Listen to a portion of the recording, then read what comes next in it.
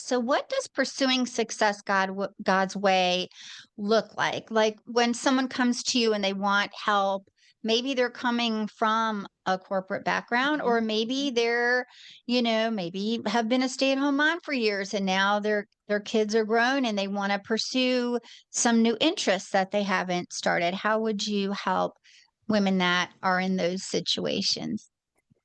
First, it's understanding that the Lord gives each of us specific assignments. An author that I've read, Kara Stott, says that he gives us commissions, right? We Hmm. have the Great Commission, but he gives us assignments through which we show up and make an impact in the kingdom. We reflect Jesus's light. And so, number one, it's important to realize that he does assign us, whether we feel equipped or qualified. You may have a yearning in your heart that you know is from the Lord because you keep checking in with him about it. Make no mistake, he uses each of us and our gifts. But we've got to look at success and understand what it means from God's perspective. When I wrote my book, one of the books, the authors that I was reading was the incredible Charles Stanley, and he wrote a lot about what success meant to the Lord and this idea of sort of whole person prosperity. That the Lord's main goal for us is always to be deeply connected in relationship with him. So success to the Lord is not about the boxes we check or the money we make or the clients that we have or the followers, etc. It's really about how we're living out our relationship with him. That said, he wants us to be good stewards of the gifts he's given us, the talents, the assignments, right? And so to be successful in any of those assignments, it's really about seeking him first and being willing to listen, but not just stop at listening. We've got to be obedient. We have to take action. It's also riding the fine line, Doris, of God gave me this action and not multiplying it. So I'm really good at that, right? And he knows. He'll give me one thing to do and I'll say, but if I double that, I'll have even more impact. And he always reels me back in.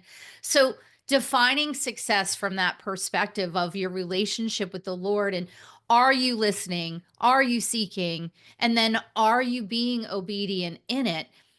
I think the hard part for us is that the world is so loud about what success needs to look like, whether you're on a corporate ladder or a nonprofit leader or a business owner.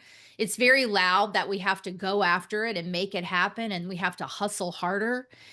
And so, as everything else with the enemy involved, the world has really taken some of these definitions out of context of how the Lord would define them. And so I love to help women redefine it so that not by our definition, but by his definition. And so pursuing success his way is really about letting him lead you in all of that. Now, when you were talking about how you continually want to, but I can do this and I can do that. Because we sometimes get ahead of not only ourselves, but of God's plan of what he Yes. wants us to do. And it just reminds me of that scripture. I believe it's in Zechariah 4 about not to despise small beginnings. Yes. And I think it's kind of, we can also relate that to smaller steps, no matter what part of our journey we're in. Yeah. Because, sometimes we feel like the farther along we are, the farther along we should be. Mm, mm. And that's not really true, is it, Erin? What would you say about that kind of thought process? Yeah.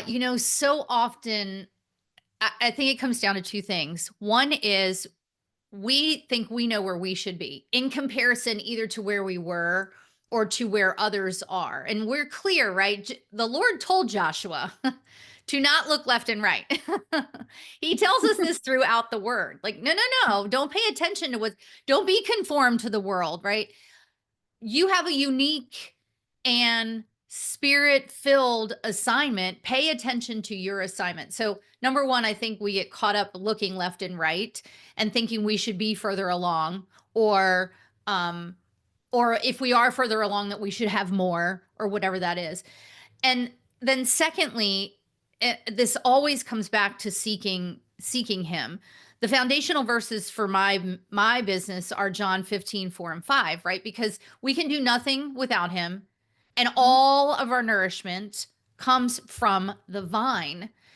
But it can be really easy to wonder why we're not where we should be, or to hear the noise of, well, you should have a 5K month or a 10K month, or you need to have 10,000 followers, and you need to have 100,000 podcast downloads, and all of these numbers.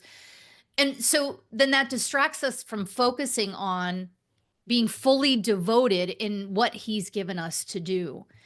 And so what I would say to women, anyone, but I would say to women who are in those places where you feel like you're spiraling in all of that noise, is that you've got to go back. You've got to circle back and seek him and make that a consistent practice, because you don't know who he's going to cross paths for you today. You don't know who you're going to impact today.